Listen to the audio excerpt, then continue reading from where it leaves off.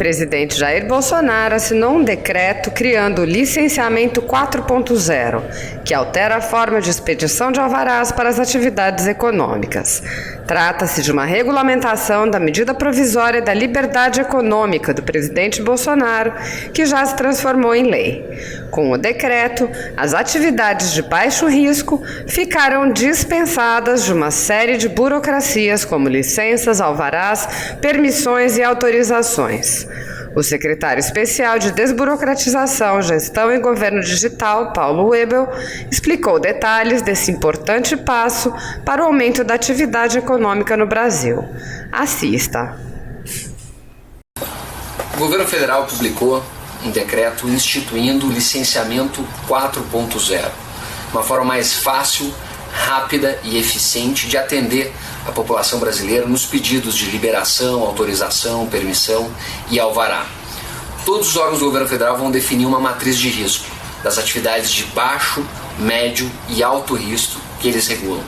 Em cima disso, para as atividades de baixo risco, você vai dispensar qualquer alvará, autorização, permissão. Para as atividades de médio risco, você vai ter uma aprovação automática, respeitado alguns critérios técnicos.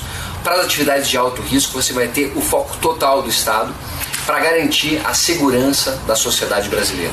É uma forma de atender com mais critério, usando dados e evidência para qualificar a política pública e garantindo maior celeridade na prestação de serviços públicos. O governo federal está se modernizando e o licenciamento 4.0 é uma atividade fundamental para que o Brasil esteja alinhado com as melhores práticas internacionais. Boa tarde, sejam bem-vindos. Obrigado pela presença aí, ano quase terminando, mas a causa é boa, né? Estamos aqui, Ministério da Economia, Secretaria-Geral da Presidência da República, para contar um pouco sobre o decreto do licenciamento 4.0, que foi publicado hoje. É um decreto que já vinha sendo trabalhado há quase 6 meses, desde a publicação da medida provisória da liberdade econômica, que depois foi convertida na Lei 13.874, com o objetivo de desburocratizar, simplificar a vida do cidadão brasileiro. Então, como parte da Lei da Liberdade Econômica, nós temos que fazer algumas regulamentações. E aí, começamos a fazer.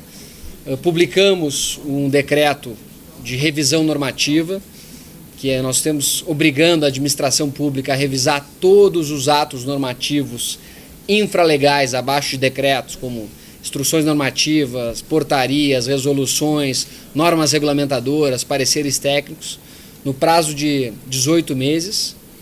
Agora estamos publicando, então, o licenciamento 4.0, que traz a obrigatoriedade de todos os órgãos da administração pública federal, do Executivo, a definir uma matriz de risco, classificando seus atos de liberação como de baixo, médio ou alto risco, dispensando as atividades de baixo risco de qualquer ato de liberação, na linha do que já havia sido estipulado na Lei da Liberdade Econômica, definindo uma aprovação automática para as atividades de médio risco, respeitados alguns aspectos listados no decreto, e para as atividades de alto risco, justamente poder focar toda a carga regulatória, a carga de fiscalização, a carga de licenciamento do Estado nessas atividades.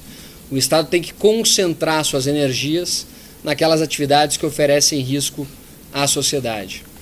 O decreto também traz um ponto muito importante, que obriga os órgãos a fixar prazos para atender o cidadão brasileiro. Não tem nada mais frustrante para o cidadão do que entrar com um pedido em algum órgão público e não ter nenhum tipo de retorno, não saber quanto tempo vai levar. Então, o objetivo é obrigar os órgãos a terem prazos, né? Fixando esses prazos máximos. E se esses prazos fixados pelos próprios órgãos não forem observados, aí sim você ter a aprovação tácita em favor do cidadão.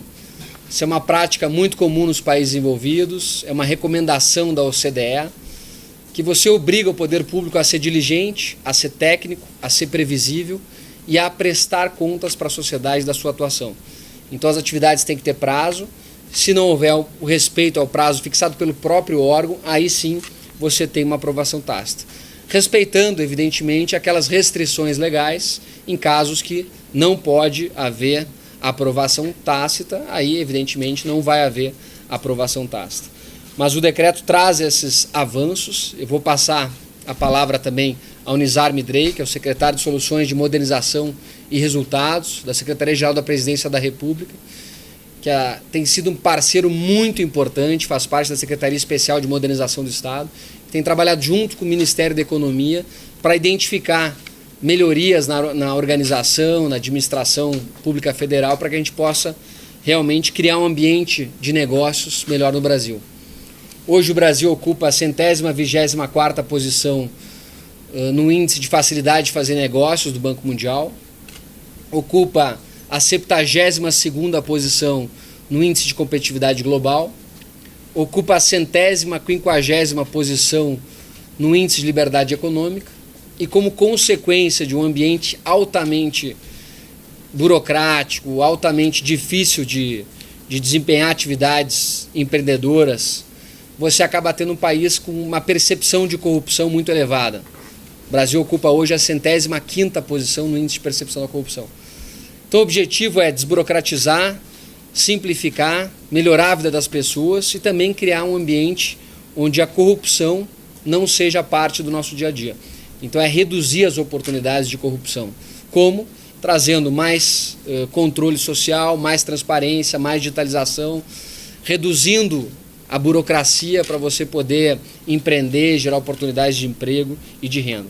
Depois eu vou passar a palavra também ao diretor de desburocratização, Gianluca Lorenzon, da nossa equipe, que liderou esse trabalho, fez a articulação com as áreas, junto com o Nizar, para que a gente pudesse fazer a publicação do decreto ainda esse ano, que era um compromisso que nós tínhamos, para já começar 2020 um ambiente de mais transparência, mais segurança, mais previsibilidade. Então eu queria agradecer e passar a palavra para o Nizar.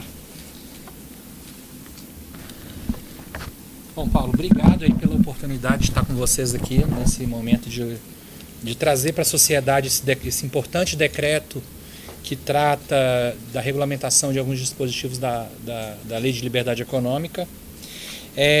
A gente acredita que isso é mais uma demonstração de que esse governo coloca o cidadão no centro das suas decisões, né? É uma prova de que o governo confia no cidadão. Essa é a primeira medida de tantas outras que virão para modernizar o nosso ambiente de negócios, tendo por base as condições e as regras trazidas na Lei de Liberdade Econômica. E é importante destacar que esse tipo de medida, Paulo, vai melhorar, vai permitir que o Brasil melhore o seu ranking, como você disse, nos diversos índices que medem a ambiência de negócios e os índices de competitividade em que o Brasil é avaliado. Essa regulamentação, esse decreto, coloca o Brasil em pé de igualdade com as principais nações do mundo, e isso é importante a gente sempre destacar. Também é importante destacar que agora, no último dia 12 de dezembro, Paulo, nós lançamos o Doing Business subnacional, em que nós vamos fazer a pesquisa de ambiência de negócios nas 27 capitais brasileiras. E a gente vai poder enxergar aquelas boas práticas que existem no Brasil e que às vezes ficam lá guardadas em determinadas cidades porque elas não são mensuradas no ranking global, que só observa as cidades do Rio e São Paulo. Então a nossa intenção é fazer com que a gente observe essas melhorias, incentive a troca de experiências e as boas práticas para que a gente possa realmente destravar o ambiente de negócio nesse país, no nosso país. E por fim, mas não menos importante, ressaltar que a nossa Secretaria de Modernização da Secretaria-Geral da Presidência da República tem apoiado as iniciativas de diversos ministérios, mas em especial da sua secretaria, da Secretaria Especial de Desburocratização, Gestão e Governo Digital, aqui do Ministério da Economia, na construção de um país mais leve, um país eficiente, digital, integrado e voltado para o cidadão. Tá? Deixo aqui uma palavra uma palavra do nosso ministro Jorge Oliveira, que também estar muito atento em relação a essas questões que envolvem a desburocratização, a melhoria do ambiente, colocar o cidadão como centro das nossas ações nesse governo e colocar mais uma vez a Secretaria de Modernização à sua disposição para apoiar todas as medidas que você considerar relevante para melhorar o ambiente de negócio do governo brasileiro. Muito obrigado aí pelo seu trabalho. Que isso. Já.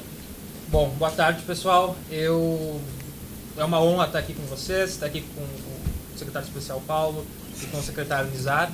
Eu tenho 2 slides para mostrar para vocês, para explicar muito por cima, 2 slides, juro que é menos de 5 minutinhos, o que é o licenciamento 4.0 e qual que é a lógica dele. Antes de eu explicar ele, eu vou ressaltar um ponto que o Nizar falou. Trata-se de a gente fazer o feijão com arroz que o resto do mundo já faz. A União Europeia já tem essas diretrizes desde o começo dos anos 2000, a gente está quase 2 décadas atrasadas. São políticas de incentivo, são boas práticas, né? Matriz de risco, classificação de risco é coisa que a empresa faz dentro para saber assim, posso dar um computador para você, vou ter um antivírus, teu celular vai ter um aplicativo para falar assim, um aplicativo para falar assado.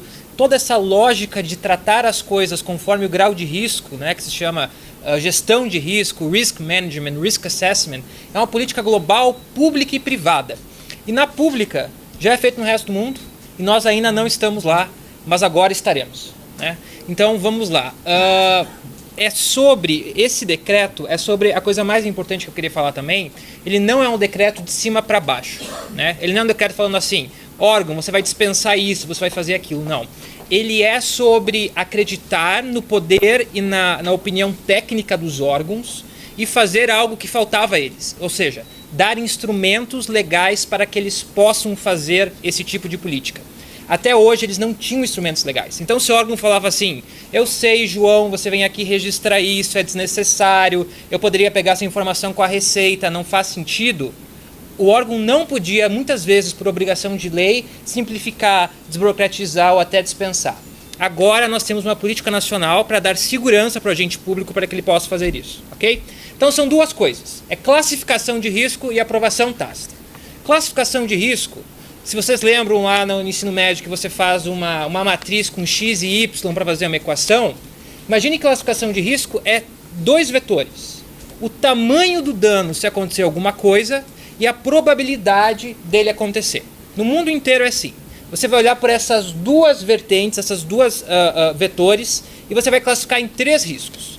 No risco 1, é uma perda de recursos e do uso da inteligência do agente público, você pedir que o cara vai lá, registre, apresente e faz. Você passa a confiar no cidadão. Nesse caso, dispensa-se o licenciamento. Não precisa de cadastro, não precisa de registro, você está livre. Se vocês bem lembram disso, essa matriz 1, 2 e 3 foi feita para a abertura de empresas, né? Foi aquela resolução de 51 do CG5 que saiu em julho. Isso aqui é para que a gente possa fazer aquela mesma matriz de baixo, médio e alto, que agora é leve, moderado ou alto, ou 1, 2 e 3, para todos os tipos de licenciamento, porque em todos eles você pode ter uma maior eficiência. O risco 2 é aquela questão que é tão bem conhecida, que o risco é tão mensurável, controlável, você sabe o que fazer, que agora você vai usar instrumentos de simplificação. Autodeclara, autolicencia, traz um atestado de um engenheiro, traz um atestado de um profissional habilitado, traz um seguro que você está fazendo conforme a lei manda, faz um depósito calção para demonstrar que você está preparado para cobrir um risco, uma indenização caso aconteça alguma coisa. Estamos dando os instrumentos para que os órgãos confiem no cidadão, conforme o grau de risco, sobre a responsabilidade do órgão e do cidadão, para que você possa refazer essa questão. E o risco 3 é ali que o agente público tem que se dedicar. É ali que tem o risco, é ali que você vai pedir o processo, você vai analisar, você vai fazer pesquisa, vai fazer vistoria e daí vai dar um parecer. No mundo inteiro, recursos do poder público são escassos. Recursos financeiros, recursos humanos. É importante que você maximize a tua prestação. É no risco 3 que está Boate Kiss. É no risco 3 que está Brumadinho. É no risco 3 que está Mariana. Né? Os nossos acidentes, os nossos riscos, as questões ambientais. É focar os recursos escassos que acontecem no mundo inteiro dentro desses 3 riscos para a gente ter um máximo de efetividade, uma sociedade mais livre. Nós, no Brasil, estamos começando com 3 níveis de risco. Países como a Alemanha, Estônia, Polônia, e outros, já tem Austrália, tem 5 níveis de risco ou mais. Mas é sobre nós nos adaptarmos gradualmente à realidade dos outros países. Segundo slide, e último, aprovação tácita. Esse aqui é um pouquinho mais básico, né? Você tem um prazo máximo que coloca uma responsabilidade do lado do servidor. A ideia é, se o servidor não consegue se manifestar ou andar com o prazo, com o processo, dentro de um determinado tempo, está considerado liberado, porque o risco da espera passa a ser maior do que o risco da liberação. Então é muito importante que quem vai definir o prazo não é o legislador, como existiam propostas no passado no Brasil. Quem define o prazo é o órgão. Ele conhece a situação, a complexidade e a realidade. O prazo máximo que o Brasil vai perseguir é 60 dias. A Itália, por exemplo, que é considerado o país mais burocrático da União Europeia, é 30. Né? Mas o Brasil vai perseguir 60 a partir de 2022. Em 2020 vai ser 120, nossa meta, e em 2021 vai ser 90. Mas vocês perguntam assim, mas Jean, em nenhum lugar do mundo, licença para autorização para um novo medicamento, uma grande barragem, esse tipo de... Aliás, a grande barragem nem entra aqui porque é licenciamento ambiental. Ou por exemplo, questão de bancos, é esse prazo curto. Exato. Existem aqueles tipos de licença que por sua natureza são bem mais complexas e ficam fora desses prazos, né? E essa válvula de escape está ali. O Banco Central, para vocês terem uma ideia, que participou junto com outros agentes da esplanada desse tipo de conversa, já fez uma pesquisa e notou que o tempo médio de aprovação de instituições bancárias ao redor do mundo é em torno de 12 meses. Então, munido dessa informação, o Banco Central vai poder falar, instituição bancária não pode estar dentro desse prazo, né? Tem que ser maior. A União Europeia tem aprovação tácita para fases de liberação de medicamento. Então ela também vai ver o tempo e vai pensar, faz sentido, tem risco, não tem risco? É sobre dar instrumentos para a administração fazer isso. E junto com o trabalho excepcional, que agora para acabar minha fala, junto com o trabalho excepcional que a CM está fazendo de acompanhar resultados, nós vamos poder começar a ter políticas baseadas em dados e evidências, acompanhar tempos, identificar gargalos, fazer no futuro movimentações para garantir a agilidade de uma maneira equânime por toda a administração, entender por que está indo mais rápido, por que está indo menos rápido, todas essas informações acompanhadas pela CM e abertas ao público. Nós vamos entender e conhecer pela primeira vez na história o tamanho da burocracia brasileira. Nós não sabemos. O Revisaço vai nos dizer pela primeira vez quantas normas existem no Brasil, nós não sabemos. E o licenciamento 4.0 vai nos dizer quantas licenças, autorizações, permissões existem no Brasil para nós entendermos. Né? O presidente, o dono do Rock in Rio, deu uma entrevista para o Globo há 2 meses atrás falando assim, em Portugal e nos Estados Unidos são 5 licenças para o Rock in Rio. No Brasil são 58. Só com o mapeamento nós vamos entender quem está olhando 2 vezes, onde o processo pode ser melhor colocado, onde você fiscaliza melhor para ter o melhor resultado final. Da minha parte era isso. Obrigado, Paulo. Obrigado, Jean.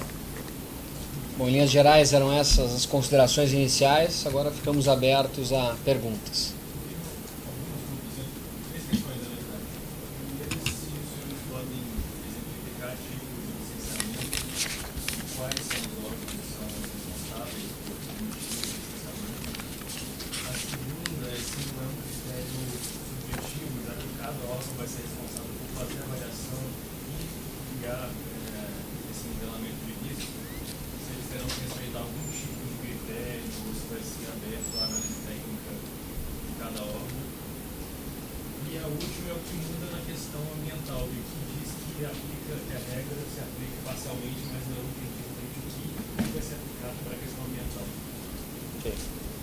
Vou falar um pouco, depois posso passar a palavra para o Nizar e para o Jean. Sobre a parte do critério. A matriz de risco é uma decisão técnica, não é uma decisão subjetiva. Você tem que analisar impacto do dano, se ele pode ser baixo, médio ou alto, e aí você tem o histórico de danos que já aconteceram naquela atividade, para você poder fundamentar a sua decisão. E a probabilidade, que também é uma decisão estatística. Então, se você nos últimos 10 anos não teve nenhum dano, você não pode dizer que a probabilidade é alta. Se todo ano acontece aquilo de forma reiterada, a probabilidade é alta. Então, você tem que mostrar tanto o potencial do dano quanto a probabilidade do dano. Você tem que usar mecanismos técnicos motivados e justificados para alegar isso aí. Então, você não pode simplesmente chegar e colocar em qualquer ponto da matriz sem argumentar. E ninguém melhor do que os próprios órgãos que conhecem as suas realidades para fazer essa classificação. Sobre a questão ambiental tem algumas restrições legais. Tem várias licenças ambientais que não podem ser sujeitas à aprovação tácita. Isso tem que ser respeitado. Então a gente vai respeitar toda a legislação que existe hoje, ambiental, que proíbe muitas vezes a adoção da aprovação tácita. Naquilo que proibia, não vai poder ser utilizado. Naquilo que puder, vai poder ser utilizado, respeitado a matriz de risco que o próprio órgão ambiental vai fazer. Então, ninguém melhor do que o órgão ambiental para conhecer a sua realidade, as suas atividades. Então, os técnicos que conhecem aquilo vão fazer de forma fundamentada. Secretário, posso dar exemplo? Acho que eu tenho alguns exemplos que posso dar. Pode dar. Vamos lá. Deixa eu começar então de trás para frente da questão ambiental, né? Por exemplo, a questão ambiental, quando o presidente sancionou a Lei de Liberdade Econômica, na mensagem de veto ele deixou bem claro, né, que as situações que envolvem potencial risco, que a gente chama, que tem que ter um licenciamento anterior, não se aplica a aprovação tácita. O que isso significa? A licença de operação, instalação, são as três, né? As licenças da Lei Complementar 140, por exemplo, não se aplicam à aprovação tácita por força da Constituição. Agora, o mesmo artigo da Constituição, que fala que elas têm que ter esse caráter de previsibilidade, também fala que o grau de risco precisa ser analisado, né? Então você vai poder ter simplificações dele para ser proporcional nesse tipo de licenciamento, mas você não vai poder nem dispensar nem colocar aprovação tácita. Outro exemplo na área ambiental. Porto Alegre, que ontem inclusive aprovou uma lei municipal de liberdade econômica, tem aprovação tácita no direito ambiental para poda de árvores. E tem sido um sucesso. Você pede a licença de poda de árvore, se a prefeitura não responder, você está autorizado a ir ao engenheiro florestal cadastrado e habilitado, pegar um laudo e realizar a poda de árvores por você mesmo. Ok, esses são os exemplos na questão de aprovação tácita. Matriz de risco.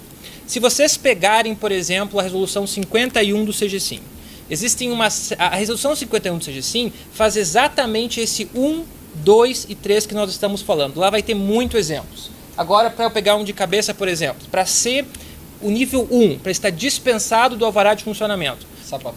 Sapateiro, costureira dentro de, eu acho que são 250 metros quadrados, um pavimento ou menos, e dentro da zona urbana, determinada questão. Então, para esse enquadramento específico, digite em resolução 51 CGSIM, vai ter uma lista lá. Aquilo lá é dispensa de alvará de funcionamento. Não tem alvará de funcionamento. O que nós estamos fazendo aqui?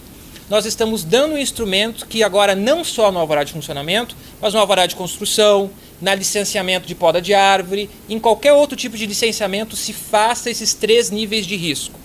O que o Paulo falou é que é um pouquinho perigoso a gente falar assim, nós acreditamos, por exemplo, que em tal licença vai ser feito um corte assim, assim, assado. E daí o órgão falar assim, não, nesse aqui não vai ser assim, nesse aqui vai ser de uma outra maneira, né? Não podemos classificar, isso é papel do órgão, né? Então cada órgão vai fazer sua classificação. Mas, por exemplo, o Banco Central, ele faz cadastro de novas instituições financeiras.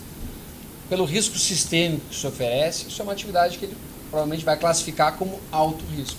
Então isso vai ter que ser uma análise mais demorada. Pode ser uma outra de uma instituição, digamos, tradicional, que já tem 40 anos, que resolve fazer uma variação de um produto que já existe. Ele pode dizer o seguinte, olha, aquela instituição já tem uma reputação alta, nunca teve problema nos últimos 40 anos com ela, a variação daquele produto ali não gera risco sistêmico, portanto eu posso classificar aquela variação como uma atividade de baixo risco. Ele precisa me informar, mas ele não precisa de uma licença, de uma autorização especial para fazer aquela variação. Então você dispensa essa burocracia, o Banco Central consegue canalizar a sua energia para as atividades de alto risco. Então, isso é um exemplo. Cada organização vai ser a sua. Anvisa. fazer o licenciamento de medicamento. Pô, isso é uma atividade que pode gerar dano à saúde. Então eu entendo que é uma atividade de alto risco, vai ter que respeitar essa medicação. Se eu quero fazer uma mudança na embalagem do medicamento e que vai preservar todas as informações técnicas, mas eu quero fazer uma variação da cor e do tamanho. Olha, a Anvisa pode entender que isso não apresenta risco para a sociedade, que aquela empresa tem tradição, que tamanho de caixa e sem mudar a dosagem não vai comprometer, pode classificar aquela atividade como baixo risco. Portanto, para aquela atividade de baixo risco, ela não precisa ter uma autorização específica, formal, um processo. Vai poder gastar mais energia fazendo licenciamento de medicamentos. Então, são alguns exemplos hipotéticos, gerais, mas que cada órgão, conhecendo a sua realidade, que vai fazer essa análise. Mas essa classificação vai ser feita de acordo com a atividade, ou ela vai analisar, como o senhor deu a entender, o histórico da empresa, se ela respeitou ou não normas? Ela vai fazer o potencial do dano e vai fazer a probabilidade do dano. Então, se é uma empresa que já tem tradição, a probabilidade naquela empresa é maior. Se é uma empresa desconhecida que está começando a atuar agora, ela pode entender que uma empresa que não tem 1 ano de funcionamento, a probabilidade de ter danos é maior. Então, ela pode considerar, na hora de definir risco de dano, probabilidade de dano, o histórico. Ela pode considerar. É só uma coisa importante falar. Ela não faz risco... Não, vamos lá. Não. Ela não classifica empresas. Ela não classifica. Ela classifica o risco do tipo do ato público de liberação. Ou seja, dentro do tipo. Vamos dizer assim. A Anvisa tem um cadastro de farmácias, ok? Dentro desse autorização de cadastro de farmácias, ela vai ter que quebrar o nível de risco. Para alguns tipos de atos públicos de liberação, como, por exemplo, os do Banco Central, faz diferença para o seu nível de risco o teu risco de liquidez da empresa. Então, isso vai ser usado. Para o registro de farmácias, não faz diferença. Então, isso não precisa ser usado. Mas a classificação de risco não é sobre o sujeito, não é sobre o postulante. É sobre a consequência da liberação. A consequência da liberação vai ser uma atividade que vai ter risco. A consequência da liberação vai ser uma atividade que não vai ter risco. É esse o tipo de coisa. Por exemplo, na Anvisa, quando tiver o histórico, ele tem que levar em conta porque essa é a técnica do Risk Assessment. Deixa eu dar um exemplo. Vamos pegar o exemplo desse registro da Anvisa que eu estava te falando. Esse registro da Anvisa é registro de farmácias. Ele existe na lei até hoje e cada estabelecimento de farmácia é obrigado. Só que a Anvisa, ela é mais rápida. Ela descobriu que ela pode pegar essa informação com a Receita Federal. Não, porque a pessoa abre o CNPJ do estabelecimento. Não tem a necessidade da Anvisa fazer isso. Então ela vai olhar o histórico, ela vai falar assim, quando que eu tive fraudes da Receita Federal, CNPJ no novo estabelecimento? Quase nunca. Então o risco é baixo. Eu vou dispensar desse registro aqueles que fizerem o CNPJ regularizado na Receita Federal. Porque eu recebo mais rápido, mais confiável. Então, esse é o tipo de análise estatística que é feito.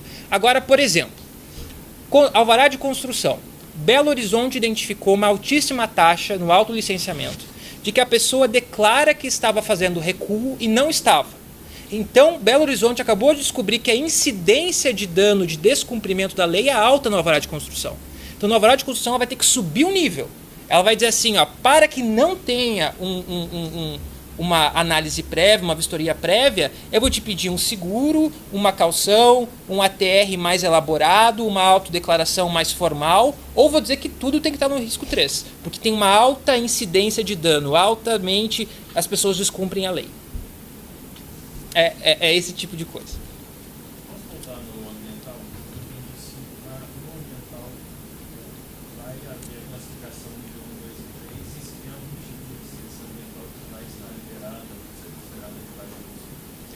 Só no meio ambiente. No ambiental tem algumas restrições legais. Tem várias atividades do meio ambiente, licenças ambientais, que não podem ser sujeitas à aprovação tácita. Então, naquilo que não houver restrição legal, o órgão poderá fazer. E aí vai ter que fazer a justificativa e a classificação. Mas tem as principais não podem. Deixa eu dar um exemplo no meio ambiente. Só o IBAMA tem mais de 50 tipos de licença diferentes. Desde a autorização e porte de motosserra até as licenças de construção, instalação e operação. Então é difícil a gente dar um exemplo de hipotético de uma a uma, até porque nós não somos os maiores técnicos nisso. Mas, por exemplo, No direito ambiental, uma regra geral do direito ambiental é da precaução. O princípio da precaução, que é um princípio constitucional, impede que tenha uma matriz de risco no 1. Você não pode não precaver de alguma maneira. Então, no direito ambiental, os técnicos vão falar assim, não posso fazer no 1. Posso fazer no 2 e no 3? Porto Alegre fez a poda de árvores nesse sentido, do 2, falando que o mero registro está suficiente ou aprovação tácita. Né? Então, é muito caso a caso. A gente falar aqui pode ser uma informação incorreta que não faz. Eu queria saber se eu posso resumir, dizendo que esse passo agora está dando liberdade para que cada órgão se debruce ainda sobre o que considera de risco ou não. E a partir daí a gente vai saber efetivamente quais atividades vai entrar em cada caixinha. Exatamente isso. É sobre instrumentos para os órgãos. A gente criou o arcabouço. Agora os órgãos vão lá e vão dar as informações, as classificações, porque eles que detêm o conhecimento técnico. Nós não temos a capacidade de fazer análise na parte ambiental, na parte cultural, na parte de saúde, na parte de educação, na parte... E tem prazo para classificação? Tem prazo, isso é importante. O prazo para classificação é 1º de junho. Uma boa classificação é refeita todo ano. Então, a primeira classificação, nós estamos usando esse tempo de 5 anos. O importante é a classificação sempre ficar atualizada, pensando em dados na realidade. Ela vai durar 5 meses, desculpa, 5 meses. Até 1º de junho. Essa questão do nível 2, que é um processo simplificado com autodeclaração atestado. Aí o órgão vai falar assim, olha, não sei, para a poda de árvore, eu só preciso de um atestado de um Engenheiro agrônomo. E aí esse atestado, eu vou ter que ler. Aí o órgão vai falar assim, esse atestado a pessoa traz aqui e já recebe a autorização de imediato. Ele que vai definir os critérios. Exatamente. O laudo tem que ser assim, assim, assado. As obrigações são, tem que ser objetivo, tem que estar público e claro na carta de serviços digital do órgão até 1º de junho.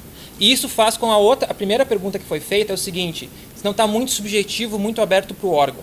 Ele está em um nível de subjetividade e objetividade desse naipe por 2 razões. Primeiro, porque não tem como uma regra geral prever tudo. É muito difícil. E segundo, porque a gente precisa entrar nessa política com gradualismo e entendendo e fazendo ajustes com o tempo. Os revisaços, os revogados que estão sendo feitos pela Casa Civil são isso. É uma ideia constante de atualização do estoque regulatório. Então, quando a gente vê está muito aberto, está muito fechado aqui, a gente vai mudando com uma certa flexibilidade.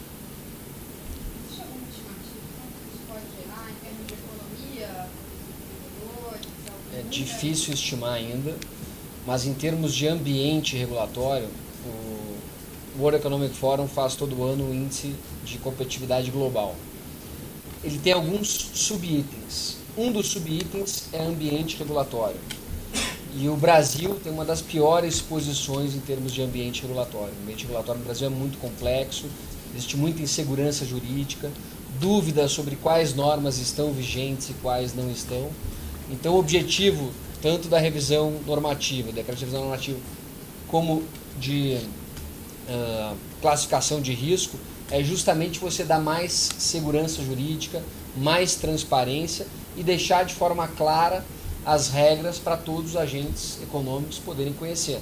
E não deixar o ambiente obscuro para poder ter arbitrariedade, vender facilidade, ter um tratamento de um jeito para quem é amigo, de outro jeito para quem é inimigo. Isso tem que acabar, você tem que ter um tratamento igual perante a lei. Essa matriz de risco obrigatoriamente vai ter que ser disponibilizada ao público, no site, cada órgão? Sim, junto com a justificativa técnica realizada pelo órgão.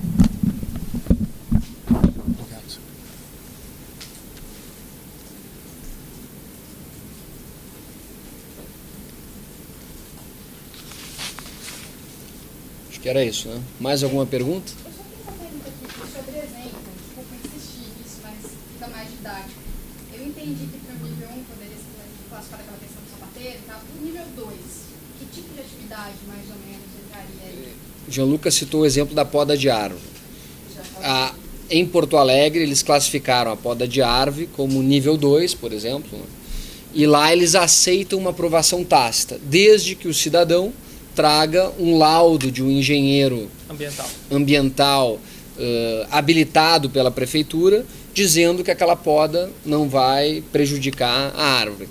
Então, eles assumem aquilo como uma informação suficiente e você já está aprovado para fazer a sua poda. Em outros lugares pode ter uma interpretação diferente, classificar, por exemplo, a demolição de uma casa é uma atividade de risco, então vai precisar ter uma vistoria prévia, vai lá um fiscal, olha, não, de fato essa casa aqui precisa ser demolida, pode ser demolida, aí vai haver uma autorização a posteriori. Então cada local vai definir as suas próprias regras dentro dessa matriz.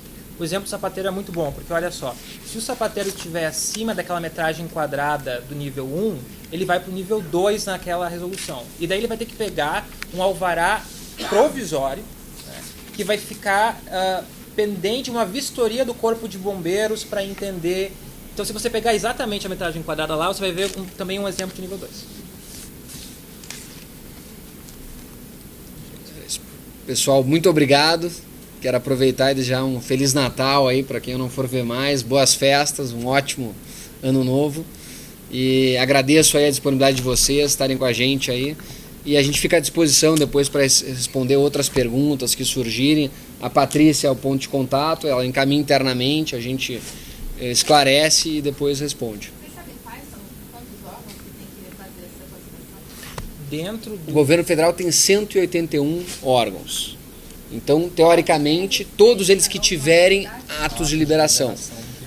Hoje não está mapeado isso. Então, cada órgão vai ter que, dentro das regras do decreto, dar transparência se ele tem alguma atividade de liberação, autorização, permissão, licenciamento. Dos ministérios, por exemplo, só 5 não tem. São quantos órgãos federais? Ao todo, 181.